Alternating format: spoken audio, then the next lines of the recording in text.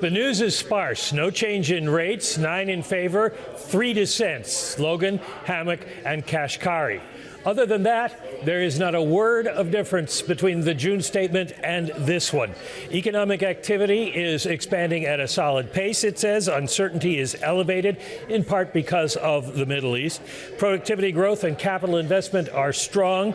Job gains have kept pace with the workforce, and unemployment has changed little. Inflation remains elevated relative to the 2% goal, in part reflecting supply shocks that have driven price shocks. The statement again concludes by saying the committee will deliver price stability. I think this is the shortest summary I have ever given you, and I've padded it out a little bit just to make it a little longer and feel like I've done something.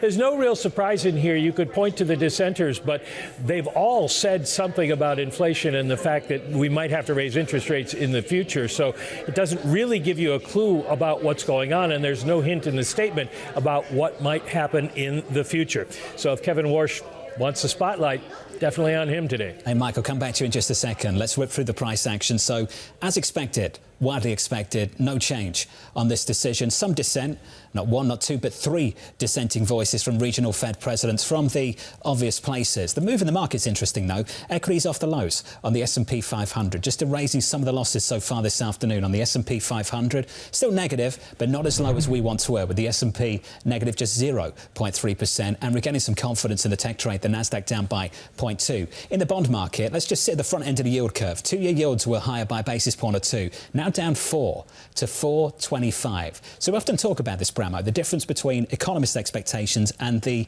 risk that the market was pricing in. And clearly just a little bit of a gap there. Even with that dissent, some relief at the front end of the curve, a rally on twos. There truly was about a 30% chance of a Fed rate hike at this meeting, and that chance was not necessarily fulfilled. It is notable, though, that there were 3 dissents, and that, I think, is the news from this particular statement, given the fact that Neil Kashkari also joined Lori Logan and Beth Hammock.